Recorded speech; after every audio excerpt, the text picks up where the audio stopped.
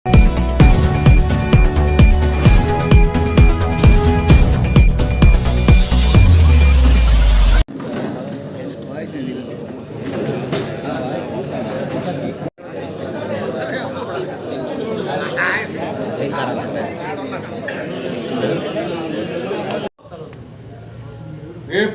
29వ జగన్మోహన్ రెడ్డి గారు తప్పకుండా ముఖ్యమంత్రి అవుతాడు.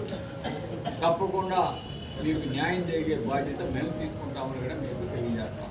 సందర్భంగా కావలి నియోజకవర్గంలో మా మైనారిటీ సోదరుమణులకి అందరికీ కూడా రంజాన్ శుభాకాంక్షలు ముందుగా తెలియజేస్తున్నాను. కావలి నియోజకవర్గంలో దాదాపు 46 కిలోమీటర్ల తీర ప్రాంతం ఉంది. దాదాపు 20,000 పైచులకు మధ్యగా ఉన్నారు. దాదాపు 30,000 మంది మధ్యగా ప్రజలు ఉన్నారు. దాదాపు 6 పంచాయతీలు ఉన్నాయి తీర ప్రాంతంలో. వాళ్ళందరికీ కూడా న్యాయం చేయాలని మేము అడుగుతున్నాం. ఒక్క ఫిషింగ్ హార్బరే కాదు, ఈరోజు తీర ప్రాంత ప్రజలకి చాలా అన్యాయం జరుగుతూ ఉంది.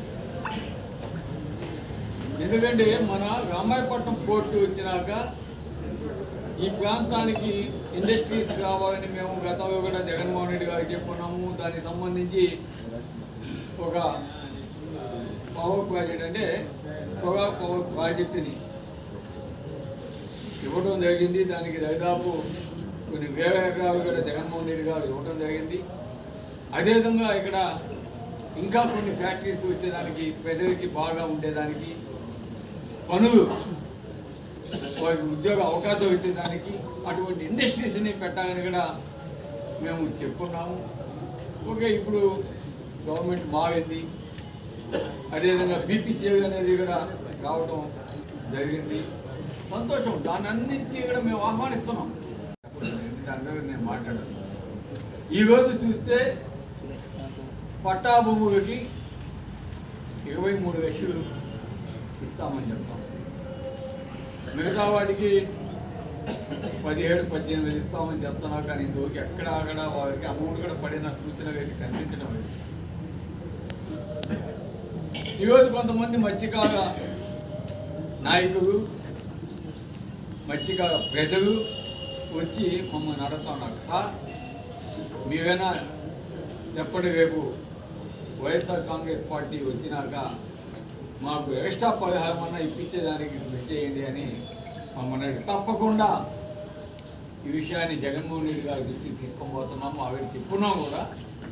తప్పకుండా తీర ప్రాంత ప్రజలకి న్యాయం చేయాలనే దానికి మేము ఎప్పుడు కూడా ముందుంటాము.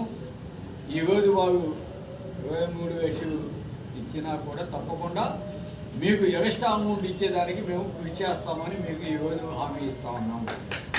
తోటి నేనే ఆ ప్రాంతానికి వచ్చి ఆ ఫిషింగ్ హార్బర్ని, దుబ్బోదిన ఫిషింగ్ హార్బర్ని మత్స్యకార యువతకి, మత్స్యకార కుటుంబాలకి అంకితం చేస్తామని ఆ రోజు చెప్పి దాన్ని పోస్ట్పోన్ చేయడం జరిగింది.